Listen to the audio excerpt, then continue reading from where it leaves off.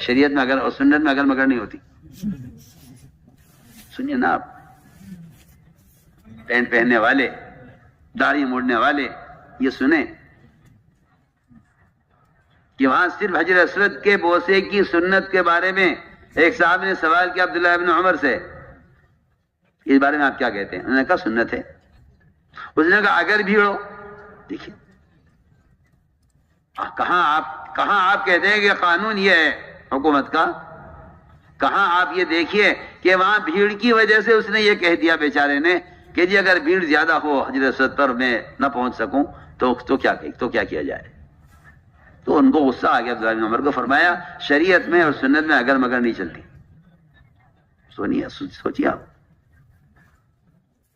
آپ تو ہر قدم پر سنتوں کو ذبح کرتے جا رہے ہیں یہ کہہ کر کہ قانون یہ ہے. مجھے ایسا معلوم ہوتا ہے شاید آپ اس قانون کے معاون بن گئے ہیں. آپ اس قانون کا معاون بن گئے کیونکہ باطل اس بات سے خوش ہے کہ آپ نماز پڑھیں، روزہ رکھیں، حج کریں، زکوٰۃ دیں، مگر ہماری ایک شرط یہ ہے کہ ہمارے حلیے میں کریں سارے کام. مسلمان کہتا ہے کیا حرج ہے اس میں؟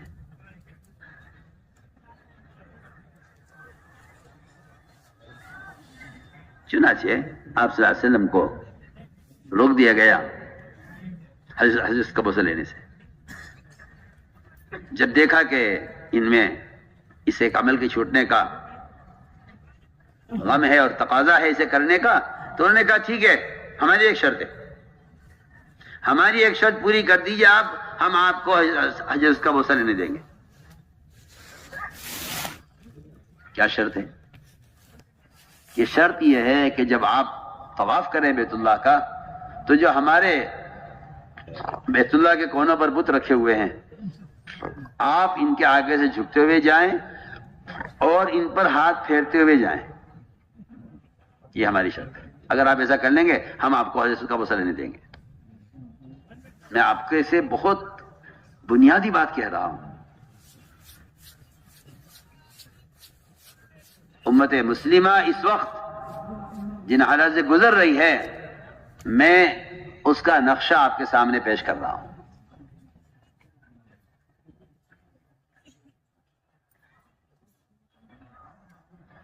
اب توجہ دیں میری بات کی طرف. چنانچہ یہ ہوتا ہے کہ انہیں کام سے روکا جائے، جب یہ کہیں گے ہمیں یہ کرنا ہے تو ہم کہیں گے ٹھیک ہے ہماری ایک شرط ہے. کہ کیا شرط ہے؟ کہ شرط یہ ہے کہ آپ ہمارے بتوں کو آگے سے جھکتے ہوئے جائیں. آپ صلی اللہ علیہ وسلم کو ایک چھوٹا سا ہلکا سا اس بات کا خیال آیا، اور خیال کے طور پر صرف کہ اگر دل کے اطمینان کے ساتھ صرف انہیں دکھانے کے لیے، ان کو بیوقوف بنانے کے لیے، اگر بغیر دل کے ارادے کے صرف سر سے اشارہ کر دیا جائے ان کی طرف، اس خیال کو آپ نے سوچا نہیں، پکایا نہیں، دل سے تو مطلب ہی نہیں کہ آپ دل سے رضو اللہ شرک ارادہ کریں، لیکن یہ خیال ہلکا سا آ کر گزر گیا. شیئن قلیلا، قرآن نے بھی اس کو اتنا تھوڑا کیا ہے کہ شیء تھوڑے کو کہتے ہیں اور قلیل مزید لگا دیا قرآن نے. یہ ذرا سا خیال آیا. اللہ نے فرمایا وَلَوْلَا أَن ثَبَّتْنَاكَ، نبی جی اگر ہم آپ کو ثابت قدم نہ رکھتے تو آپ ذرا سے تھوڑے سے صرف ان کو دکھانے کے لیے بغیر دل کے ارادے کے بھی اگر آپ جھک جاتے ان کی طرف کہ بھئی چلو یہ راضی ہو جائیں گے ہمارا کام ہو جائے گا. آج تو آپ دیکھ لیجئے امت کا حال. ان کو جہاں چاہو جھکا دو، جو چاہو ان سے کہلوا لو، جہاں چاہو ان سے جو چاہے کروا لو. یہ کہتے ہیں حالات کا تقاضا ہے، مصلحت ہے، اس میں کیا بات ہے، دل ایمان کے ساتھ مطمئن ہے. اللہ نے فرمایا اگر آپ ذرا سے تھوڑے سے بھی ان کی بات کی طرف سے دکھانے کے لیے جھک جاتے تو ہم آپ کو دگنا عذاب دنیا میں دیتے، دگنا عذاب آخرت میں دیتے. میں اس پر مولانا صاحب علیہ کے بیان کی ایک مثال آپ کو سنانا چاہتا ہوں.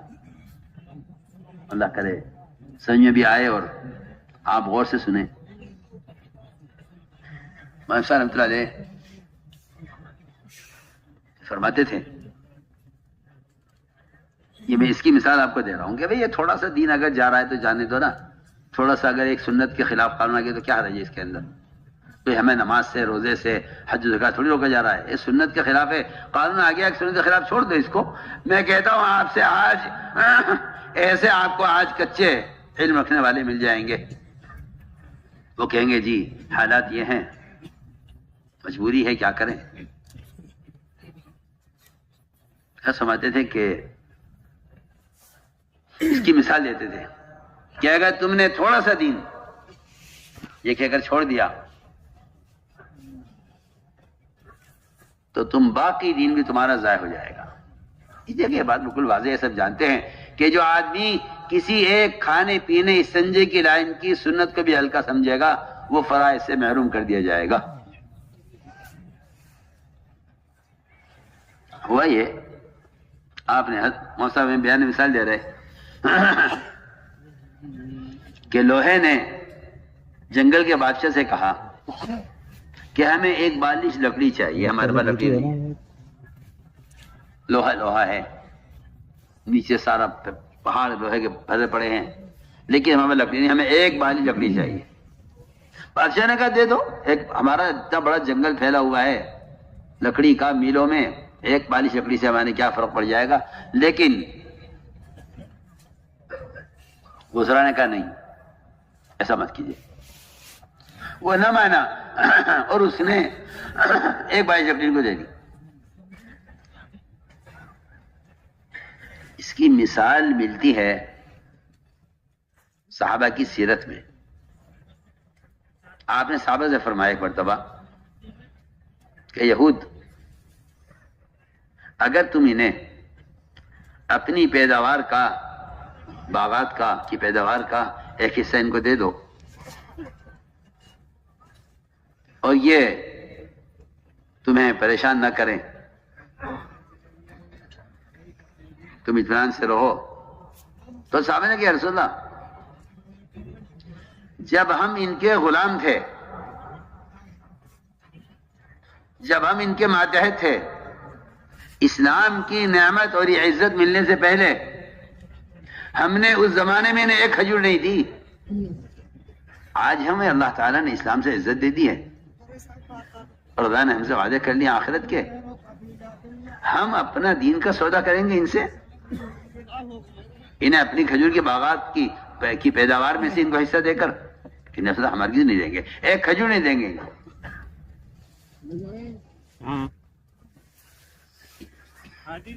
اس لیے کہ دین کا سودا وہ کرتا ہے جس کے سامنے آخرت نہیں ہوتی.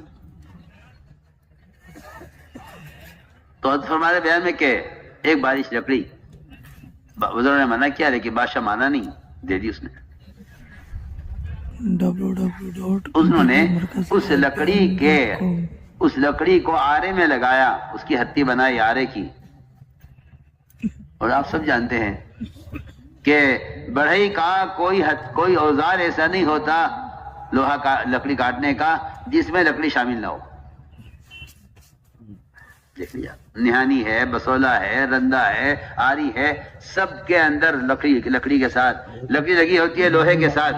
اس لکڑی کی وجہ سے اس لوہے میں کاٹنے کی طاقت ہے. اگر آپ بغیر ہتھی کے اور بغیر دستے کے اگر آپ جو ہے آرے کو پکڑیں گے تو آپ کا ہاتھ کٹے گا، لکڑی نہیں کٹے گی. وہ جو طاقت کاٹنے کی ہے وہ اس دستے کی ہے جس کو آپ نے ہاتھ سے پکڑا ہوا ہے. میں آپ کو بہت اچھی مثال دے رہا ہوں، کوئی اگر سمجھ رکھتا ہو میری بات کو سمجھنے کی. میں بہت بنیادی بات عرض کر رہا ہوں. اس نے دے دیا، انہوں نے وہ ہتھی لگائی اس میں آرے میں اور پورا جنگل کاٹ کے ختم کر دیا. دیکھیے یہ موسیٰ کے بیان سے میں مثال عرض کر رہا ہوں کہ اگر تم نے تھوڑا سا دین چھوڑ دیا یہ کہہ کر کہ ہاں اتنا سا لے جاؤ، اس میں کوئی مسئلہ، ہمارا کوئی کمی نہیں پڑتی، اس سے کوئی حرج نہیں ہے، لے جاؤ. جب لکڑی نے شکایت کی لوہے سے اور یہ کہا کہ تو مجھے اتنی بے دردی سے کاٹ دیتا ہے، بڑے بڑے تناور درخت ہوئے ایک آرے کے اشارے سے کٹ جاتے ہیں، تو لوہے نے یہ کہا لکڑی سے کہ میں تجھے کبھی نہیں کاٹ سکتا تھا، تیرا کچھ حصہ میرے ساتھ شامل ہے، میں بہت کام کی بات آپ سے کہہ رہا ہوں، تیرا کچھ حصہ میرے ساتھ شامل ہے، میں تجھے نہیں کاٹ سکتا تھا، وہ تو تیرا کچھ حصہ میرے ساتھ شامل ہے، اس لیے میں تجھے کاٹ رہا ہوں بے دردی سے، کیونکہ تیرا، میں تو صاف طور عرض کرتا ہوں کہ جب مسلمانوں میں دنیاوی مصلحتوں کی وجہ سے یہ نفاق پیدا ہو جائے گا کہ وہ قومیت کے اعتبار سے مسلمان ہوں گے اور اپنی فکر اور سوچ اور عملی اعتبار سے وہ غیروں کے ساتھ ہوں گے، تو میں آپ سے صاف طور عرض کرتا ہوں کہ یہ مثال فٹ بیٹھتی ہے یہاں آ کر کہ کچھ حصہ ان کا ان کے ساتھ شامل ہے، جس اس جنگل کو کاٹنے میں اور اس سارے درختوں کو برباد کرنے کے لیے کافی ہو گیا ہے۔ ہم آپ کو مثال دے رہے ہیں۔ تو میرا جس دوستو بزرگوں، بات اصل یہ ہے کہ جن کی نظر وعدوں پر ہوتی ہے ان کی نظر نتیجے پر ہوتی ہے۔ میرا جو اصل موضوع ہے وہ یہ ہے سب سے پہلے کہ حالات کیسے بھی خراب ہوں، کبھی یہ نہیں سوچنا چاہیے کہ ان حالات میں کیا ہوگا، کیونکہ حالات سے دھوکہ منافقین نے کھایا ہے ہمیشہ۔ ایمان والوں نے ہر حال میں یہ کہا ہے کہ اللہ کے وعدے حق ہیں، حالات کیسے بھی ہوں۔ تو میں عرض کر رہا تھا کہ جب حضور اکرم صلی اللہ علیہ وسلم کو مجبور کر دیا ہجرت کرنے پر، آپ نکلنے لگے تو آپ صلی اللہ علیہ وسلم کو پکڑنے کے لیے نعوذ باللہ یہ اعلان ہوا، زندہ یا مردہ جو بھی لے آئے گا ہم اس کو لیے 100 اونٹ کا اس کے لیے انعام ہے۔ کچھ لوگوں نے اگر کہا کہ ہاں ایک ساحل کی طرف ہم نے جاتے ہوئے دیکھا ہے، سراقہ بن مالک فوراً اٹھا اور اٹھ کر اس نے اپنا گھوڑا دوڑایا اس رخ پر اور آپ صلی اللہ علیہ وسلم کو جا کر اس نے آپ کے قریب تک پہنچ گیا۔ کوئی سوچے کہ بھئی اللہ کے رسول کو اللہ تعالیٰ غائب کر دیتے یا اس کو اندھا کر دیتے؟ نہیں، کیونکہ نصرت کا جو کمال ہے وہ بشریت کے ساتھ ہے۔ سنیے میں کیا کہہ رہا ہوں، نصرت کا کمال بشریت کے ساتھ ہے کہ دشمن سامنے ہے اور دشمن کو آپ پر حملہ کرنے کا پورا اختیار ہے اور کوئی رکاوٹ نہیں ہے۔ پھر پتہ چلے آپ کو کہ اللہ کی غیبی نصرت کیا ہوتی ہے۔ چنانچہ سراقہ آپ کے قریب آ گیا، ابو بکر صدیق رونے لگے۔ فرمایا کہ ابو بکر کیا بات ہے؟ کہ جی میں تو آپ کے لیے رو رہا ہوں کہ آپ پر حملہ نہ کر دے۔ یہ اللہ تعالیٰ کا وعدہ ہے کہ جو اللہ تعالیٰ کا پیغام بندوں تک پہنچاتے ہیں اللہ تعالیٰ ان کے ساتھ 2 کام کرتے ہیں، ایک تو ان کے دل سے غیر کا خوف نکال دیتے ہیں اور دوسرا اللہ تعالیٰ کی طرف سے ان کی حفاظت کا وعدہ ہے۔ واللہ یعصمک من الناس، کہ اللہ تعالیٰ کو بچائیں گے لوگوں سے۔ سراقہ نے جب آپ کی طرف بڑھنے کا ارادہ کیا تو اس کے گھوڑے کے پاؤں پتھریلی جگہ پر پتھر پر کھڑا ہوا تھا، اس کے اندر دھس گئے۔ وہ سمجھ گیا کہ یہ محمد کی دعا ہے صلی اللہ علیہ وسلم کہ میرے گھوڑے کے پاؤں۔ اس نے آپ صلی اللہ علیہ وسلم سے معافی چاہی، آپ نے دعا کی، وہ نکل گیا۔ مجھے تو اصل بات جو کہنی تھی کہ آپ صلی اللہ علیہ وسلم نے اس وقت سراقہ سے یہ کہا، سراقہ میں تجھ سے کہتا ہوں کہ جو دین میں لے کر آیا ہوں، اگر تم یہ دین اختیار کر لو تو کسرا ابن ہرمز کے کنگن تمہارے ہاتھوں میں ہوں گے۔ یہ وعدہ آپ صلی اللہ علیہ وسلم نے اپنے قاتل مشرک سے اس وقت کیا ہے جب وہ تلوار اور خنجر لے کر آپ کے قریب آ گیا تھا۔ فرمایا میں تم سے ابھی کہتا ہوں۔ آپ سنیے نا، ایک آدمی مکہ مکرمہ سے چھپ کر نکل رہا ہے لیکن اس کی نظر وعدے پر ایسی ہے، دین سے کامیابی پر جو وعدے ہیں، دین سے کامیابی کے جو وعدے ہیں، اس وعدے کو آپ یاد دلا رہے۔ سراقہ تم سے کہتا ہوں کہ کسرا کے کنگن تمہارے ہاتھوں میں ہوں گے۔ ایک مشرک سے میں دوسرا واقعہ میں نے عرض کر دیا ہے کہ ایک مشرک سے آپ وعدہ کر رہے ہیں جو آپ کے قتل کے لیے آپ کے قریب آ گیا ہے اور آپ کو قتل کرنا چاہتا ہے۔ آپ اسے فرما رہے ہیں کہ سراقہ میں تم سے کہتا ہوں اگر تم اس دین کو اختیار کر لو تو تم دیکھو گے کہ کسرا کے گن تمہارے ہاتھوں میں ہوں گے. اللہ نے دکھلایا آپ کی وفات ہو گئی, وہ صدیق کی وفات ہو گئی. حضرت عمر کے زمانے میں کسرا کا وہ صندوق لایا گیا جس میں کسرا کے اپنے بدن میں استعمال کا سامان تھا. صحابہ نے فتح کیا اس کا قلعہ, اور وہ صندوق بند کا بند حضرت عمر کے سامنے لا کے پیش کیا گیا. حضرت عمر سے کھولا, سامنے سراقہ بن مالک رضی اللہ تعالیٰ بیٹھے ہوئے تھے. حضرت عمر رضی اللہ تعالیٰ نے وہ کنگن پھینکے سراقہ کی طرف کہ سراقہ لو, وہ اس دن کا وعدہ آج پورا ہو جائے. آپ سوچئے نا, نظر جن وعدوں کا یقین ہوتا ہے ان کی نظر وعدوں پر ہوتی ہے. میں اس کی مثال عرض کر رہا ہوں. پھر آگے چلے, پھر آپ صلی اللہ علیہ وسلم خندق میں چٹان اڑ گئی, کھانے کے لیے کچھ نہیں, سردی زیادہ, دشمن زیادہ, خوف زیادہ, صحابہ کی تعداد کم. ان سارے حالات میں آپ صلی اللہ علیہ وسلم نے فرمایا کہ میں اترتا ہوں خندق میں. آپ اترے, آپ نے چٹان کو توڑا, اس کی روشنی میں آپ نے فرمایا کہ قیصر کسریٰ کے محلات کا فتح مجھے دکھلا دیا گیا ہے. مدائن کے شہر فتح ہوتے مجھے دکھلا دیے گئے ہیں. صحابہ نے کہا اللہ اکبر. منافقین نے کہا دیکھو ان کے حالات دیکھو, ان کی باتیں سنو. کھانے کو ہے نہیں, پیر پر بھی پتھر بنا ہوا ہے فاقے کا, پیٹ پر پتھر اٹھا رہے ہیں خندق کے کھدائی کا. یہ تو ان کی حالت ہے, اور یہ کہہ رہے ہیں کہ ہمیں بتا دیا گیا ہے کہ کس طرح کے. تو منافقین نے کہا سارے وعدے ہو گئے, کچھ نہیں ہوگا. کیونکہ منافق کی نظر حالات پر ہے, مومن کی نظر وعدوں پر ہے.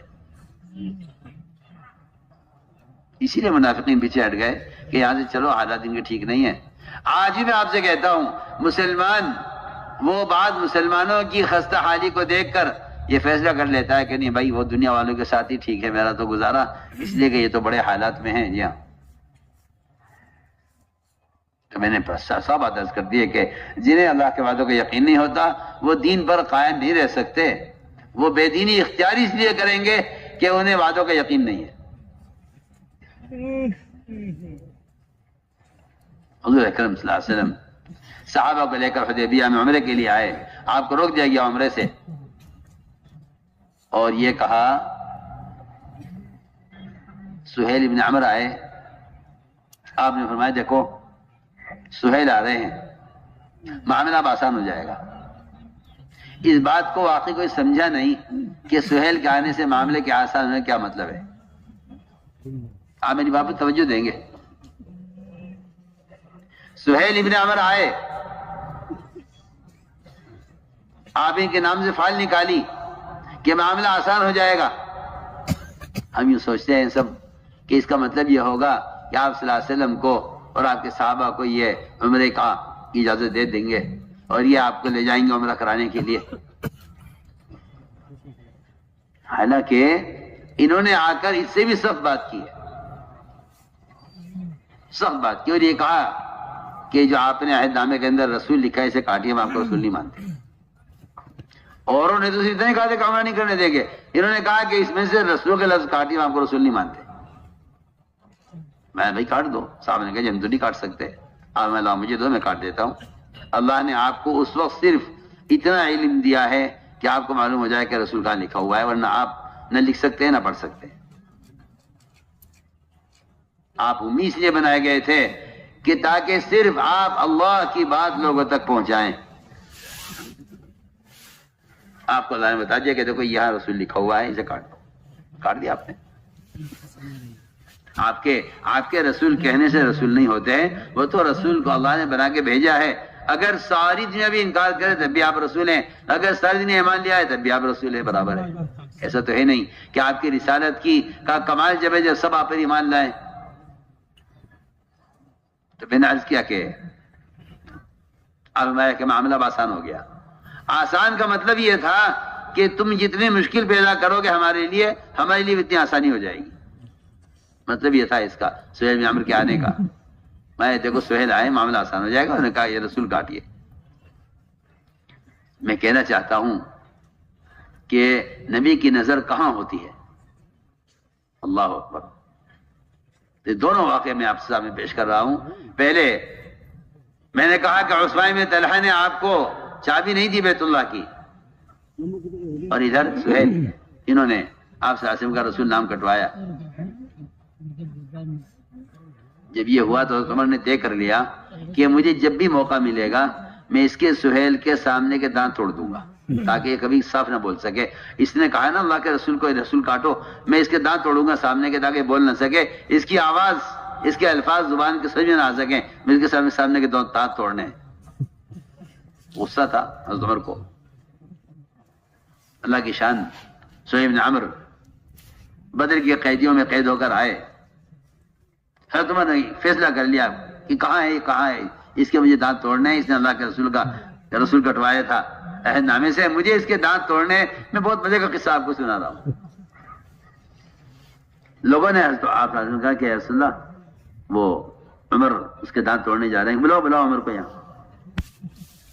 عمر یہاں کہاں جا رہے ہیں؟ کہ جی میں نے طے کر رکھا تھا، بہت پہلے سے میں نے فیصلہ کیا ہوا تھا کہ مجھے اگر قابو مل گیا سہیل پر تو میں اس کے سامنے کے دانت توڑوں گا. آپ صلی اللہ علیہ وسلم کی نظر پھر نتیجے پر ہے. میں تو یہ کہنا چاہتا ہوں، ایک فرد جس نے آپ کا رسول نام کٹوایا ہے عہد نامے سے، آپ فرما رہے عمر اس کے دانت مت توڑنا، تم سامنے کے تمہیں معلوم نہیں کہ اللہ تعالیٰ اس شخص سے ایسا بیان دلوائیں گے کہ میرے بعد مسلمان اس کے بیان کی وجہ سے مرتد ہونے سے بچ جائیں گے. اللہ میں آپ سے بہت کام کی بات کہہ رہا ہوں. ہم تو کسی کے بارے میں بہت جلدی فیصلہ کر لیتے ہیں نا، یہ دشمن ہے، یہ مخالف ہے، یہ جاسوس ہے، یہ فلاں ہے، اسے مار دو، اسے ختم کر دو. اور وہاں ایک کافر ایک مشرک کی صلاحیت